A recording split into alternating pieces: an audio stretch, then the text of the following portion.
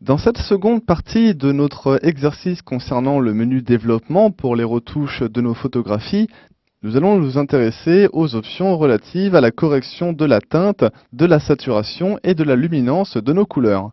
Donc, afin d'accéder au panneau qui nous permettra de modifier tout cela, nous cliquons sur le troisième menu de la colonne qui s'appelle TSI Couleur NB. Donc, je clique sur la flèche pour faire dérouler ce panneau. Et j'aperçois tout d'abord différentes familles. Donc la famille des teintes, saturation et luminance. Tout d'abord sur la famille teinte, je clique dessus pour bien le sélectionner et je peux apercevoir donc différents types de couleurs, différentes familles que je vais pouvoir régler afin d'augmenter leur présence sur la photo ici à gauche. Donc le but de l'exercice ici va être de faire ressortir un peu plus le mur rouge qui est en premier plan. Donc nous allons pour cela tout d'abord jouer sur l'outil rouge en le déplaçant soit vers la gauche pour aller vers des teintes un peu plus rosées ou vers la droite pour aller vers des teintes un peu plus orangées, voire jaunes. Donc je vais me déplacer un peu plus vers les teintes orangées et à présent pouvoir modifier également au niveau de la couleur orange. Donc au niveau du mur, il y a des teintes rouges par défaut, mais également je peux voir des teintes un peu orangées qui sont mélangées. Donc je vais pouvoir jouer sur les teintes orange de mon image. Cela jouera sûrement également sur le mur derrière, car il est de couleur jaune, avec des teintes orangées également, surtout au niveau des tuiles. Donc nous allons pouvoir déplacer cet outil également vers la gauche, pour l'approcher un peu plus vers des teintes un peu plus rouges. Et également au niveau de la couleur jaune, je vais pouvoir modifier les teintes, donc les teintes jaunes de mon image. Donc je peux apercevoir ici, par exemple, en mettant l'outil jaune complètement à droite, donc vers les teintes vertes, que le mur de l'immeuble en second plan est devenu vert alors qu'il était jaune à la base. Donc si je me déplace à présent en dessous, je vois apparaître le second menu qui est la saturation. Donc il apparaît en dessous car actuellement je suis passé sur l'option tout, donc qui a pour effet de m'afficher les trois familles ici présentes sur la gauche, les unes à la suite des autres.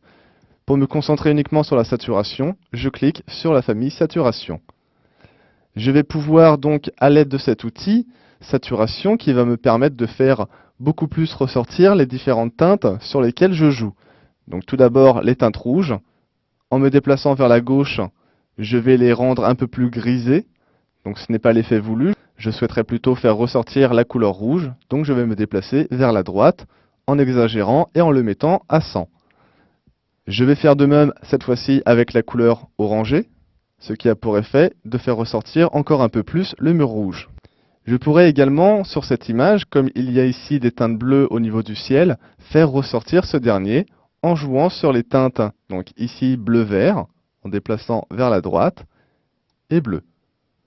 Donc cela a pour effet de faire ressortir un peu plus le ciel, mais également les volets car elles contenaient des reflets bleus provenant du ciel. Donc enfin, je vais pouvoir jouer sur la famille luminance, qui va me permettre donc, comme le nom l'indique, de jouer sur la luminosité liée à chacune des familles de couleurs. Donc augmenter un peu plus la luminosité des teintes rouges en allant vers la droite, ou au contraire les foncer en allant vers la gauche. Donc cela va me donner une teinte un peu plus pourpre que rouge.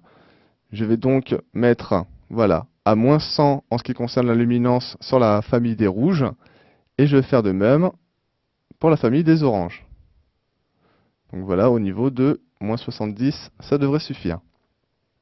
Je vais pouvoir rendre le ciel un peu plus lumineux en mettant les bleus un peu plus vers la droite, comme cela, et le bleu-vert également.